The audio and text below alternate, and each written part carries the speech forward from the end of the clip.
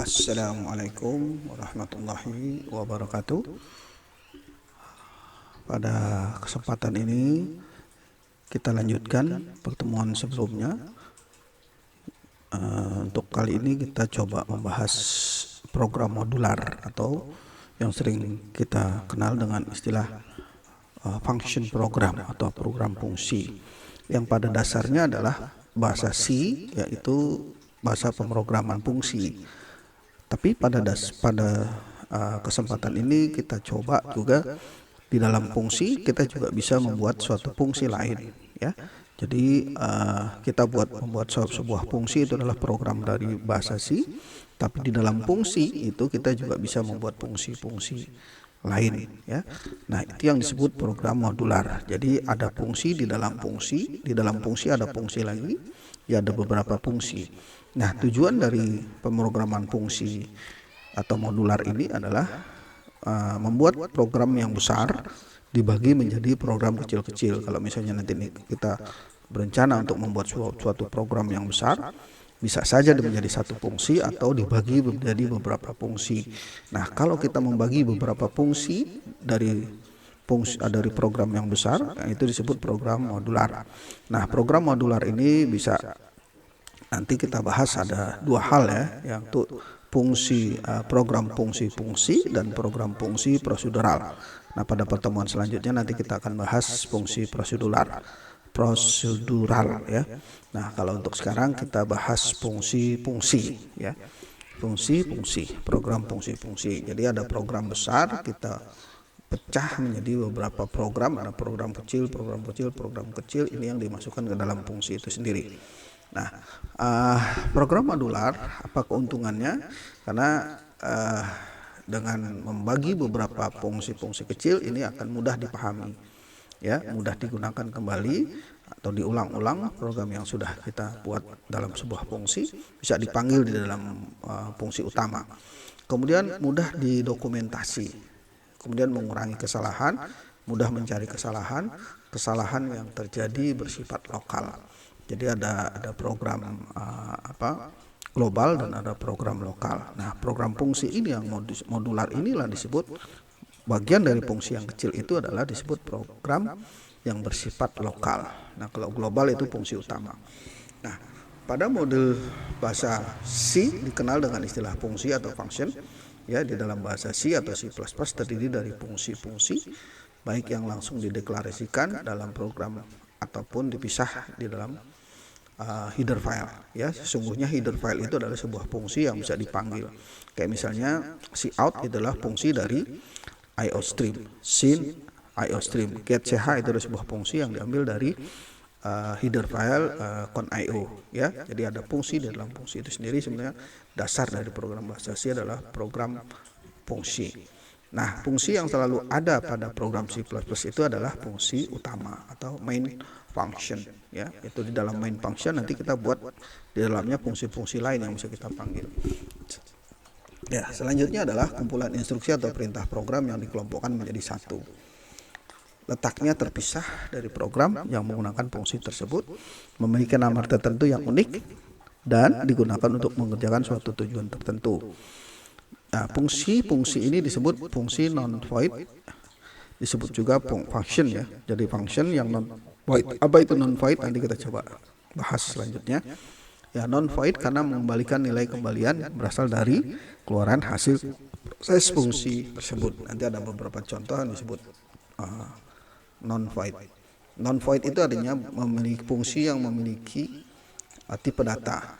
Nanti kalau ada fungsi void itu disebut prosedural. Nah, prosedural itu adalah fungsi, void artinya tidak memiliki tipe data. Jadi terbalik, ya. Dan non-void itu adalah fungsi yang memiliki tipe data, kalau void yang tidak memiliki fungsi data, tipe data. Nah, jadi nanti ada kita bahas adalah perbedaan antara function dan prosedur, ya. Nah, ini ciri-ciri dari fungsi. Yang pertama adalah ada keyword kembalian, ada return keyword. Kemudian tipe data yang mengawali deklarasi fungsi. Kemudian ada tidak ada void, ya, tidak ada void. Void itu tidak punya tipe data.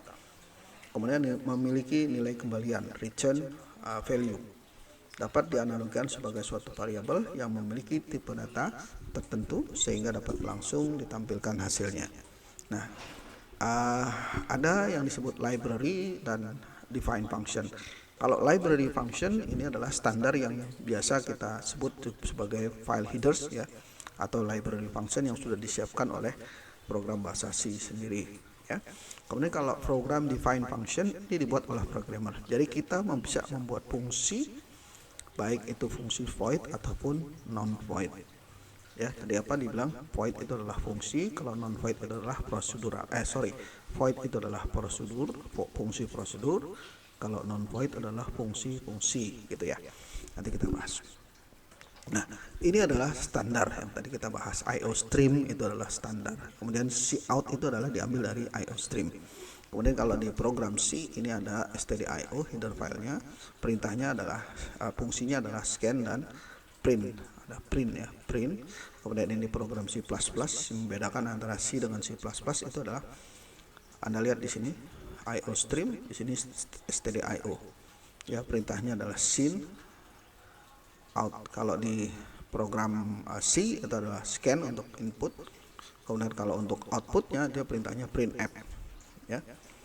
Nah, program define function ini perlu diperhatikan pada fungsi. Data yang diperlukan sebagai inputan. Informasi yang harus diberikan oleh fungsi dibuat oleh si pemanggil. Jadi kita membuat suatu fungsi, kemudian kita panggil fungsinya itu di dalam main program. Ya, algoritmanya apa yang digunakan untuk mengolah data menjadi informasi. Jadi kita bisa membuat suatu fungsi, di dalam fungsi itu ada data, data itu bisa kita panggil seperti apa, gitu ya, fungsinya seperti itu. Nah, ini contoh. Contoh ini adalah sebuah fungsi void. Fungsi void ini prosedural sebetulnya, contoh saja ya. Ini fungsi, ini disebut fungsi tapi ini fungsi void. Ya, Anda lihat sini. Ya, fungsi cetak dideklarasikan lebih dahulu sebelum main. Perhatikan pakai tanda petik. Titik koma, ya, titik koma. Kalau tidak ada titik koma dianggap mendefinisikan fungsi. Ya, adalah instruksi fungsi cetak. Jadi, kalau misalnya ini adalah cetak, ini kita cetak. Nah, di luar fungsi main itu kita buat void cetak, nanti akan tercetak. Nah, ini bisa kita panggil berkali-kali di main program di sini. Ini yang disebut fungsi yang disebut lokal. Ya, kalau ini adalah globalnya. Oke. Nah, itu nanti kita coba seperti apa. Nah, ini yang disebut fungsi kembalian di dalam satu fungsi program C++. Ya, kita bisa disebut nilai kembalian itulah ini. Ya. Nah, return nama fungsi integer u, integer p, integer m. Di mana nama fungsi ini rumusan yang kita bisa masukkan u dibagi p dikali m. Nah, ini adalah nilai kembaliannya. Jadi berapapun u, berapapun p, berapapun m nanti akan dimasukkan ke dalam nama fungsi ini. Kemudian returnnya adalah mengembalikan semua perkalian ini menjadi suatu nama fungsi, gitu ya.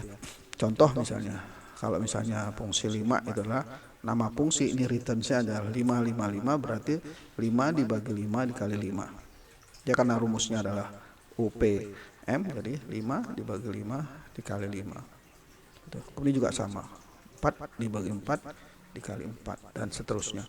Nah, ini kalau dijalankan nanti kita lihat seperti apa hasilnya berdasarkan dari rumus yang kita tentukan sebagai return value-nya itu sendiri. Kemudian sama juga seperti ini, nama fungsi ini bisa satu variabel ya, satu variabel, tapi kita bisa gunakan sebagai rumusannya adalah nama fungsinya adalah UP ditambah UP dikali UP. Jadi kalau misalnya ada sebuah fungsi kita panggil di sini sebagai return value-nya adalah misalnya nilainya adalah 5, berarti 5 tambah 5 dikali 5. Ya, kemudian ini juga sama, 4 ditambah 4 dikali 4. Hasilnya itu adalah kalau dicetak ini adalah ya dengan rumusan ini. Jadi 5 kali 5 25 ditambah 5 30. 4 kali 4 16 ditambah 4 sekian gitu ya. 20 dan seterusnya. Sama seperti itu. Nanti kita bisa coba. Nah, fungsi lain dari tipe kembalian nama fungsi ini adalah sebagai daftar parameter atau badan fungsi. Bisa saja kita buat seperti ini. Ini fungsi integer maksimum, artinya integer A, integer B. Jika A lebih besar B, maka returns-nya adalah A. Jika tidak, return-nya B.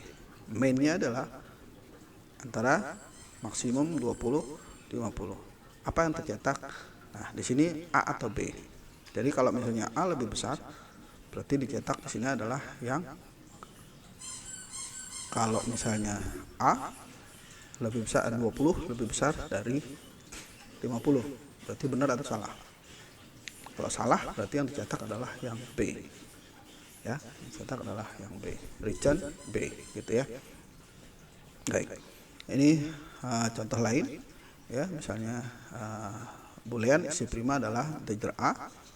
Jika A sama dengan 2, returnnya adalah true. Kemudian di sini ada looping I dari 1 sampai dari 2 sampai A itu dari 2, ya. Jika A dibagi ini sama dengan 0, returnnya false, returnnya true. Maka ini akan dipanggil bilangan prima. Bilangan prima adalah bilangan yang tidak habis dibagi 2. Oke, lanjutannya contoh juga ini. Kalau misalnya kita punya nilai kembaliannya itu adalah return value-nya adalah X dikali Y, di mana X itu adalah tipe data bilangan pecahan, ya. Ini kita bisa masukkan. Jadi misalnya menghitung luas lingkaran gitu ya. Luas persegi panjang. Hitung luas persegi panjang. Kita masukkan panjang, lebar. Nah, inilah yang disebut return function, di mana luas itu adalah return function panjang kali lebar. Jadi luas persegi panjang itu adalah sentimeter, itu dicetak sebagai luas. Ya, ini return value-nya. Jadi kita punya fungsi untuk rumusan, terus kita bisa masukkan programnya sendiri. Oke. Panjang itu sebagai X, lebar itu sebagai Y. Kita bisa punya fungsinya seperti itu. Baik, lanjutannya adalah lain. Ini adalah mencari luas segitiga. Nanti kita coba. Kemudian ini untuk mencetak kata, ya, string kata, cout kata, ya. Di sini ada cout kata. Nah, kalau Anda masukkan tampung di sini, jadi cetak tampung, apa yang terjadi, gitu ya? String tampung. Nah, ini ada cetak yang dimasukkan di sini, cetak katanya itu akan masuk ke sini. Ya, apa yang ditampung itu adalah masuk ke cetak itu sendiri. Nah, ini juga sama. Jadi ini untuk menghitung luas dan keliling lingkaran. Ya, kita buat rumusan luas lingkaran dan rumusan keliling lingkaran.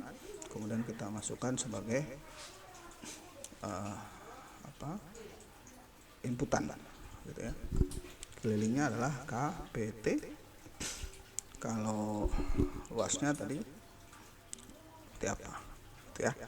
Nah, ini luas persegi panjang, ini adalah keliling lingkaran.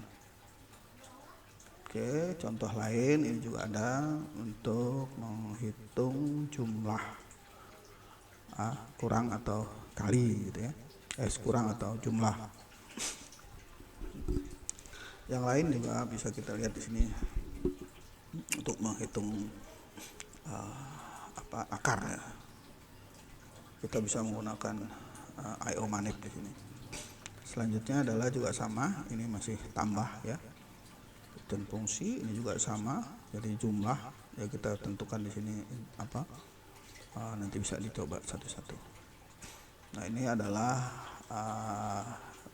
ini akan, kalau ini kita buat di luar, ya. Di luar artinya kita membuat suatu fungsi tapi kita simpan di dalam header file, fungsi header file.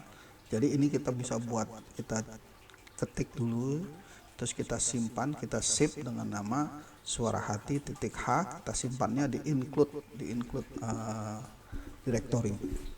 Nah, begitu pas itu kita panggil, sama juga fungsi-fungsi ini kita panggil include-nya suara hati, ya. Yang akan tercetak itu adalah ini nanti. Ini agak susah. Nah, ini fungsi header test yang misalnya kita bisa mendefinisikan uh, mulai itu jadi main, cetak itu jadi cout, masuk jadi scene ya.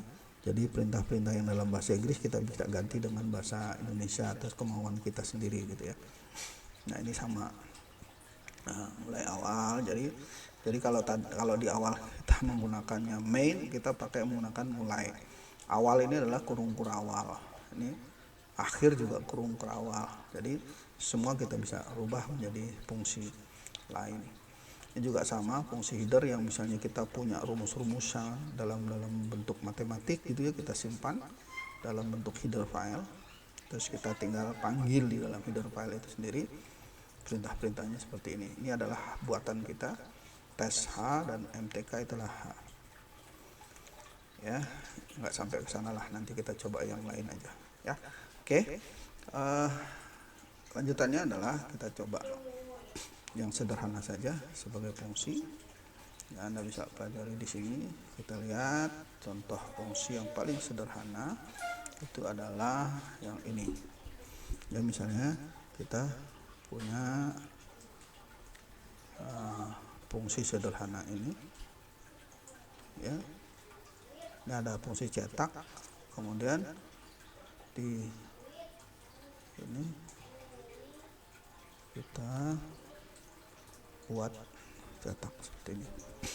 Kita coba run. Yang tercetak adalah ini belum ada get ch di sini ya. Get ch nya tidak ada, get ch. Terus kemudian di sini harus ditambahkan apa yang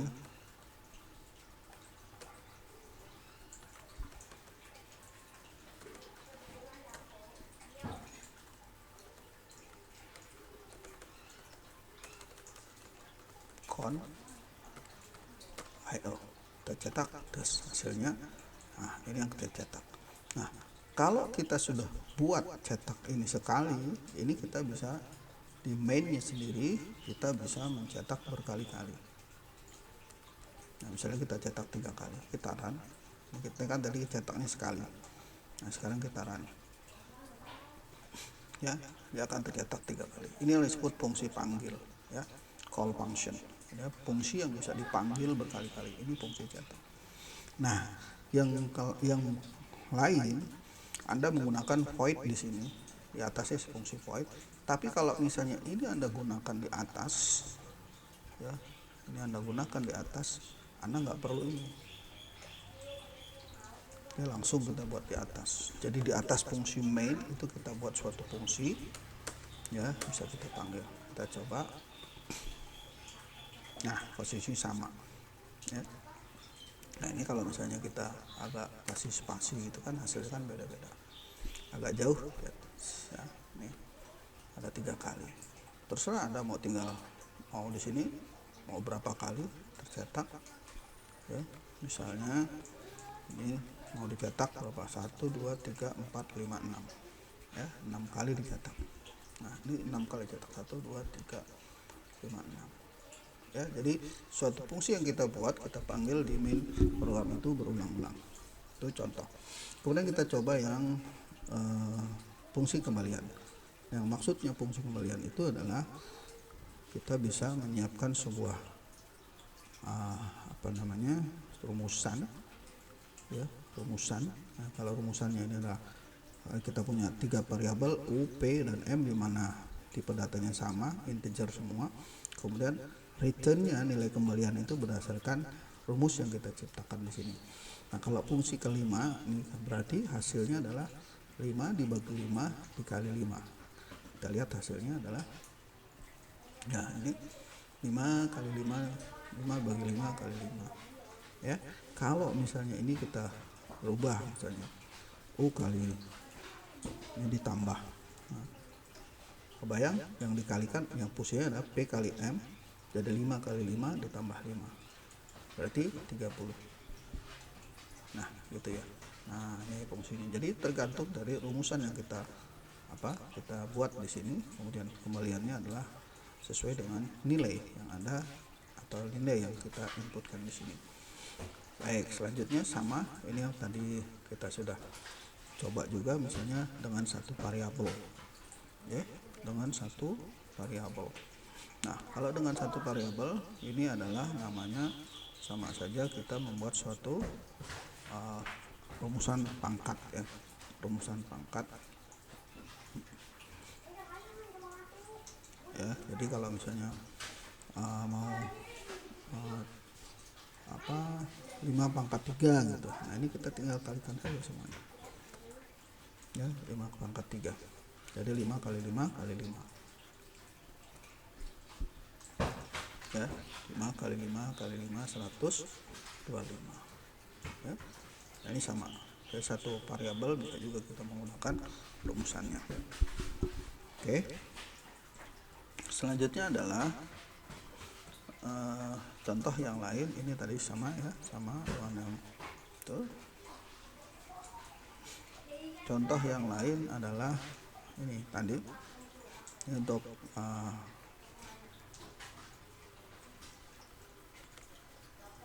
apa ini?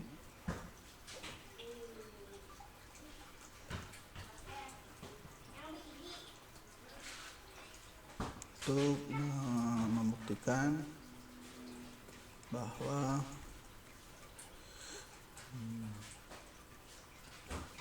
bilangan yang dicetak itu adalah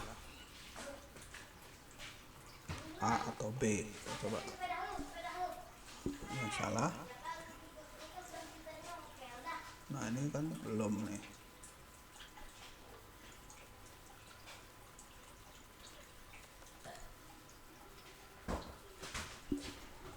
Ya, oke, di sini belum ada get CH nya.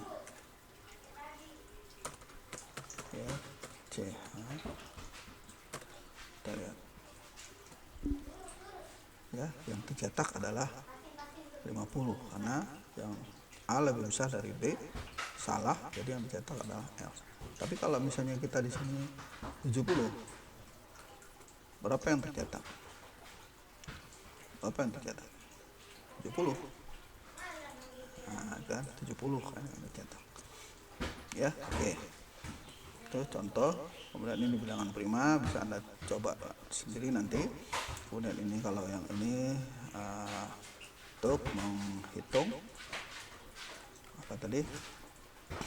Luas, ya. Luas apa ini?